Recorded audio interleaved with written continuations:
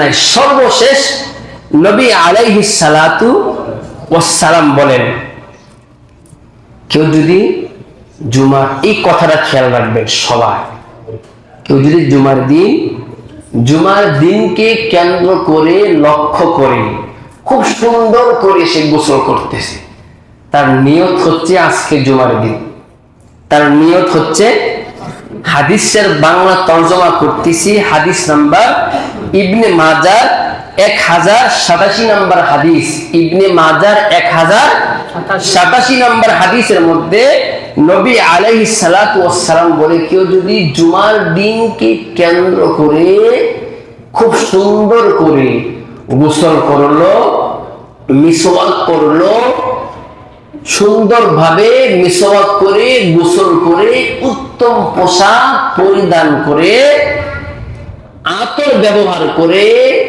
মসজিদ পর্যন্ত পায়ে পায়ে হাঁটি হাঁটি পা পা করে মসজিদে আসছে, শুধু আসেই নাই, ইমামকে দেখার জন্য, খুতবা স্পষ্ট ভাবে শোনার জন্য, ইমামের দিকে তাকাইলে নাকি সগীরা গুনাহ মাফ হয়, এই সমস্ত কথা জেহেনের মধ্যে আইনা ইমামের সামনে বসছে, বয়ান শুনছে, জবানের কান দিয়ে খুতবা শুনছে, নবীর ঘোষণা, নবীর ওয়াদা, নবীর কথাই চূড়ান্ত কথা, এই কথাকে রদ করার মতো পৃথিবীর মধ্যে কোন রাষ্ট্র বা কোন সরকারের ক্ষমতা নাই, আদৌ হবে না ইনশাআল্লাহ।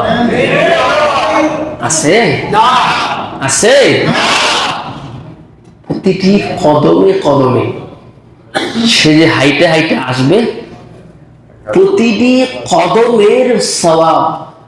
আরেকজন আলেম আমার সামনে বসা, আল্লাহু আকবার বলেন, সব মুখস্থ, এটা খুব দরকার আছে না?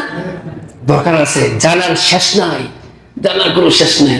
নবী বলেন যে প্রতিটি কদমে 1 বছর নফল রোজা, 1 বছর নফল নামাজ পড়ার সওয়াব 1 কদমের বিনিময়ে তাকে দিয়ে দিবে। 1 কদম। কয় কদম? কয় কদম? অনেক ঘুমাইতেছেন? কয় কদম? আসছে কি আমার 1 কদম লাগে? অনেক কদম। আল্লাহ সুবহানাহু ওয়া তাআলা এই জুমার দিনের সুন্নাহগুলো, জুমার দিনের প্রতিটি আমলের অনুযায়ী আমরা যেন আমল করতে পারি। সকলকে নেক হায়াত দান করুক। ওয়া আখির দাওয়ানা।